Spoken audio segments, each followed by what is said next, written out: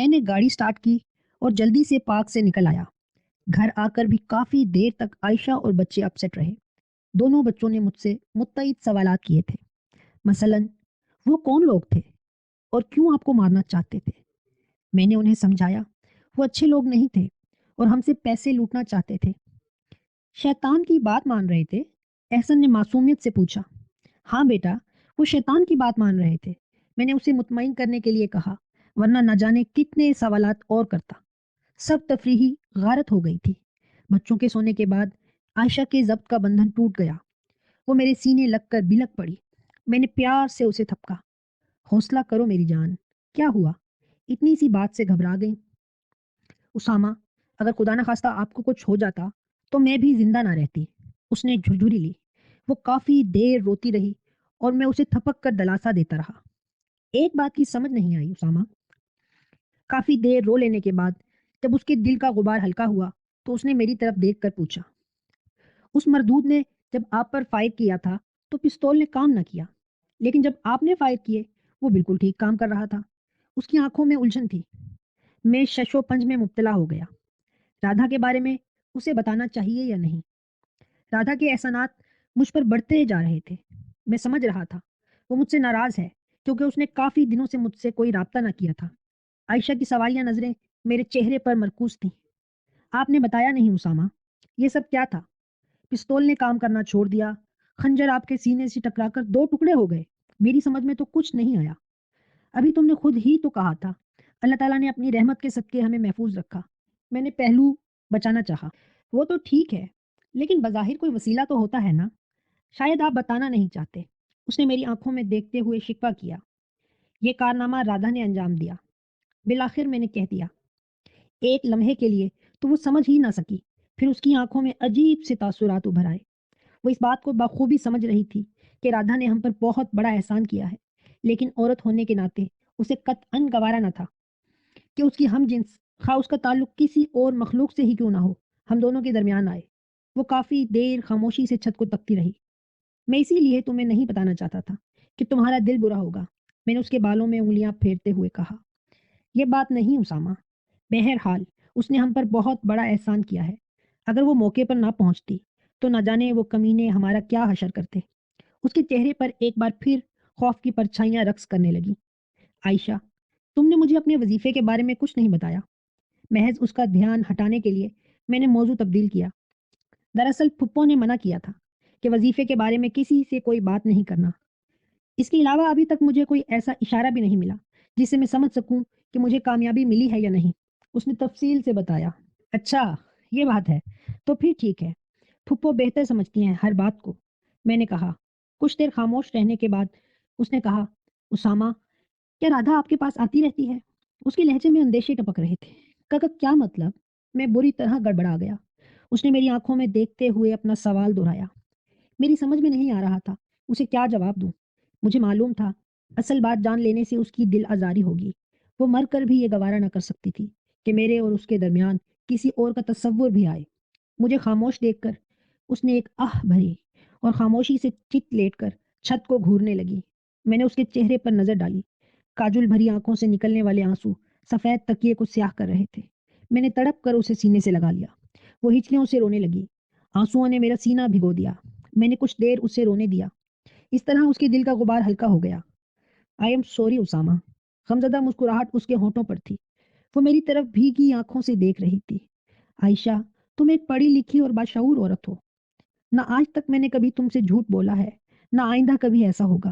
اگر میں تم سے کوئی بات وقتی طور پر چھپا لیتا ہوں تو اس کا مقصد فقط یہ ہوتا ہے کہ تمہاری دل آزاری نہ ہو۔ آخرکار میں نے دل میں فیصلہ کر لیا تھا کہ سب کچھ عائشہ کو بتا کر فیصلہ اس پر چھوڑ دوں۔ عائشہ، آیت کی بازیابی بھی رادھا کی مرہون منت ہے۔ اس نے حیرت سے میری طرف دیکھا۔ کیا مطلب؟ میں شروع سے سارے حالات تمہیں بتاتا ہوں۔ یہ کہہ کر میں نے آج تک پیش آنے والے سب واقعات اسے بتا دیے۔ صرف چمپا اور شکنتلا والی بات گول کر گیا۔ وہ حیرت سے آنکھیں کھولے سن رہی تھی۔ بیچ بیچ میں کوئی بات اسے سمجھ نہ آتی تو سوال کر لیتی۔ جب اسے معلوم ہوا کہ آیت کی بازیابی بھی رادھا کی مرہون منت ہے تو اس کے چہرے پر عجیب سے تاثرات چھا گئے۔ رادھا نے جو کچھ اب تک ہم لوگوں کے لیے کیا تھا وہ کچھ کم نہ تھا۔ اس نے ایسے ایسے مواقع پر میری مدد کی جب میں ہر طرف سے مصیبتوں میں گھر چکا تھا؟ اتنا سب کچھ ہوتا رہا اور آپ نے مجھے بے خبر رکھا۔ شکوہ اس کے ہونٹوں پر آ گیا۔ یہ بات نہیں میری جان، تم پریشان نہ ہو اس لیے میں نے تمہیں کچھ نہ بتایا۔ میں نے آہستہ سے کہا، کیا آپ مجھے خود سے جدا سمجھتے ہیں؟ برسات اس کی آنکھوں سے پھر جاری ہونے کو تھی۔ میں نے اسے خود سے لپٹاتے ہوئے اس کی آنکھوں کو چوم لیا۔ تم تو میری روح ہو، ایسا کبھی بھول کر بھی نہ سوچنا کہ میں تمہارے علاوہ کسی اور کے بارے میں سوچوں گا۔ اسامہ، کیا رادھا آپ سے ملتی ہے؟ اس کی سوئی وہیں اٹکی ہوئی تھی۔ ہاں، بمشکل یہ لفظ میرے منہ سے نکلا۔ وہ کیا چاہتی ہے؟ اس کی بیزار آواز آئی۔ وہ چاہتی ہے تم یہ وظائف بند کر دو۔ میں نے اسے رادھا کا مطالبہ بتا دیا تاکہ وہ کھل کر اپنی ہوس پوری کر سکے۔ عائشہ کے لہجے میں رادھا کے لیے نفرت ہی نفرت تھی۔ تم کیوں اپنی جان ہلکان کرتی ہو؟ پھپھو کا بتایا ہوا وظیفہ کیا تو ہے، انشاءاللہ اس کا خاطر خواہ نتیجہ ضرور نکلے گا۔ اس کے بعد ہمیں ان سب مصیبتوں سے چھٹکارا مل جائے گا اور ہم دوبارہ اپنی جنت میں واپس چلے جائیں گے۔ میں نے اسے تسلی دی۔ ایک آہ بھر کر وہ خاموش ہو گئی۔ ہم دونوں چپ چاپ لیٹے ہوئے تھے۔ کسی کے پاس کہنے کے لیے کچھ نہ تھا۔ میں ڈر رہا تھا کہ عائشہ کو نیند نہ آئی تو کیا ہوگا۔ میرا اندازہ تھا کہ رادھا آج رات ضرور آئے گی۔ جانم تم سو جاؤ، بیکار میں سوچ سوچ کر پریشان ہوتی رہو گی۔ قسمت کا لکھا پورا ہو کر رہتا ہے۔ میں نے اس کی گھنی زلفوں میں انگلیاں پھیرتے ہوئے کہا، اسامہ میں آپ کے بغیر زندہ نہیں رہ پاؤں گی۔ وہ ایک بار پھر سسکنے لگی۔ کیا میں رہ پاؤں گا؟ میری آنکھوں میں بھی آنسو آ گئے۔ میں کسی صورت عائشہ کو دکھی نہ دیکھ سکتا تھا۔ آگے کنواں تھا تو پیچھے کھائی۔ اگر میں رادھا کو ناراض کرتا تو ہم سب کے لیے خطرہ تھا۔ اگر رادھا کی خوشنودی کے لیے اسے خود سے ملنے کی اجازت دیتا تو عائشہ یہ مر کر بھی گوارا نہ کر سکتی تھی۔ یا اللہ، میں کیا کروں؟ میں نے اپنے دکھتے سر کو دونوں ہاتھوں سے دبا لیا۔ رات کے 12 بج رہے تھے۔ رادھا کے آنے کا تقریباً یہی وقت ہوا کرتا ہے۔ میں نے کنکھیوں سے عائشہ کی طرف دیکھا۔ وہ ہنوز جاگ رہی تھی۔ اسامہ، رادھا آپ کو نظر آتی ہے؟ اس نے پوچھا۔ میری جان، کیوں بیکار کی باتوں میں اتنے حسین پل گوا رہی ہو؟ جب تم میرے پاس ہوتی ہو تو صرف اپنی باتیں کیا کرو، اپنے حسن کی باتیں، پیار کی باتیں۔ میں نے اس کی نرم و ملائم گیسوؤں میں انگلیاں پھیرتے ہوئے کہا، کچھ بھی ہو اسے ہر حال میں ہمارا پیچھا چھوڑنا ہوگا۔ عائشہ نے میری طرف دیکھا۔ اس کی آنکھوں سے عزم کا اظہار ہو رہا تھا۔ انشاءاللہ ضرور ایسا ہی ہوگا۔ میں نے بھی صدقے دل سے کہا، آپ میرا ساتھ دیں تو میں دنیا کی ہر طاقت سے ٹکرانے کا حوصلہ رکھتی ہوں۔ اس نے میرے سینے پر اپنا سر رکھ دیا۔ تھوڑی دیر بعد وہ سو گئی۔ میں رادھا کے انتظار میں جاگتا رہا۔ آنکھیں بوجھل ہوتی تو سر جھٹک کر نیند کو بھگانے کی کوشش کرتا، لیکن کب تک؟ آخرکار نیند مجھ پر حاوی ہو گئی۔ صبح میری آنکھ کھلی تو بچے ناشتہ کر کے اسکول کے لیے تیار کھڑے تھے۔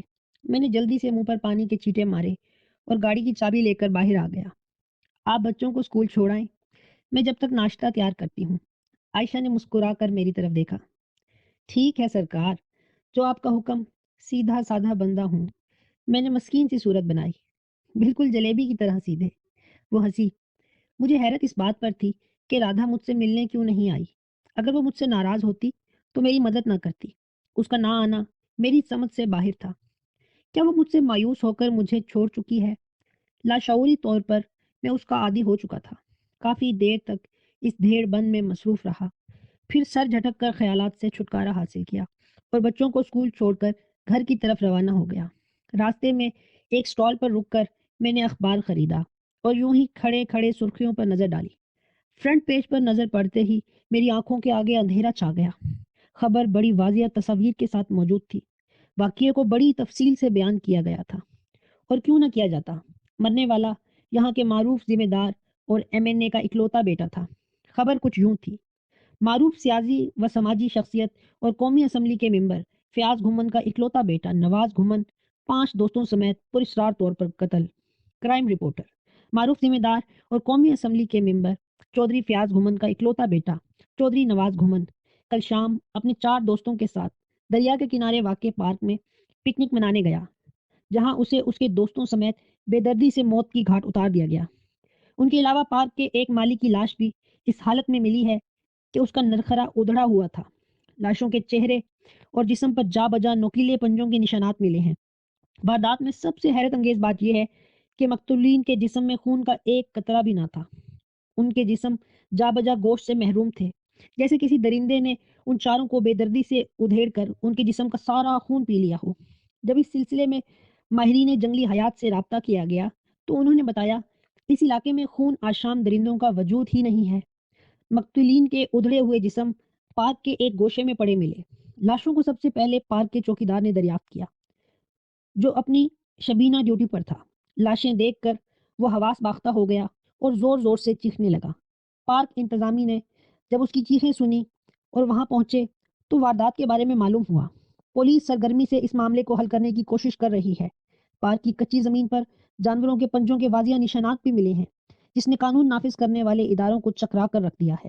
کھوجی ماہرین کی خدمات حاصل کر لی گئی ہیں جو اس بارے میں کوئی رائے قائم کرنے کی کوشش کر رہے ہیں۔ شہر میں ہر طرف خوف و ہراس پھیلا ہوا ہے۔ نامعلوم مدت کے لیے پارک بند کر دیا گیا ہے۔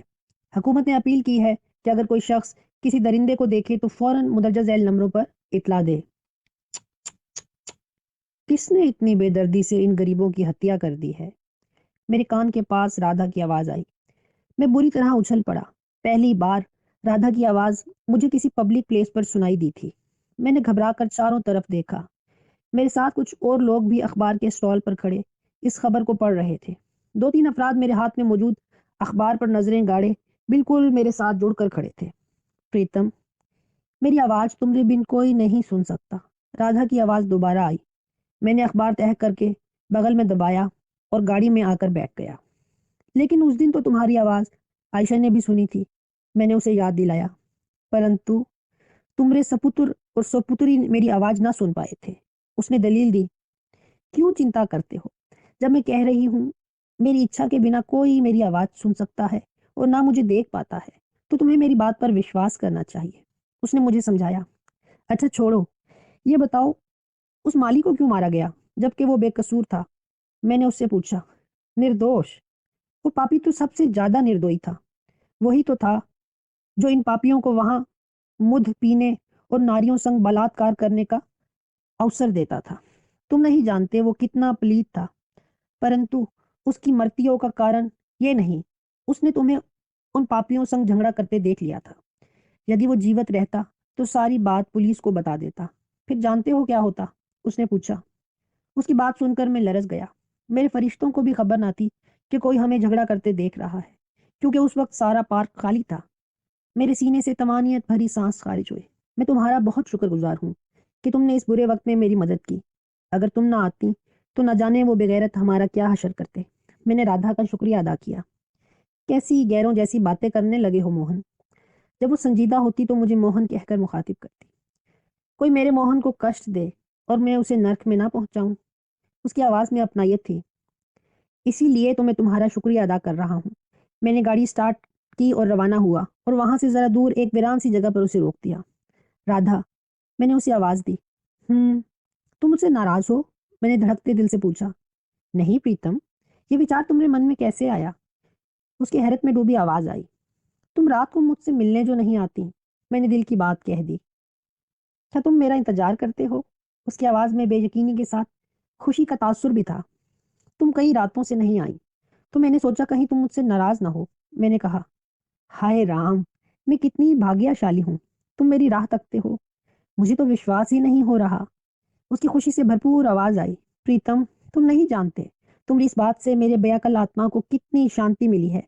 ہے بھگوان، یہ میں کیا سن رہی ہوں؟ اس پر جیسے شادی عمر کی کیفیت طاری تھی۔ اس میں اتنا حیران ہونے کی کیا بات ہے؟ میں نے ہنس کر کہا۔ گاڑی میں اس کی ٹھنڈی آہ بھرنے کی آواز آئی۔ کیا بات ہے؟ کیوں آہیں بھر رہی ہو؟ جب سے تمہیں دیکھا ہے میں روز بھگوان سے پرارتھنا کرتی ہوں وہ مجھے بھی منش بنا دے تاکہ میں تم سے مل سکوں، ہر پل تمہارے سنگ رہ سکوں۔ جتنا سمے تم سے دور بتاتی ہوں جانو نرک میں ہوتی ہوں۔ اس نے اپنا دل کھول کر میرے سامنے رکھ دیا۔ میں حیران ہو رہا تھا کہ مجھ میں ایسی کیا بات ہے جو یہ نادیدہ مخلوق جس کے بارے میں ابھی کچھ بھی نہ جانتا تھا مجھے اتنا چاہنے لگی ہے۔ یہی بات میرے ہونٹوں پر آ گئی۔ رادھا، میں نے اسے پکارا۔ پریم، کہو، میں سن رہی ہوں۔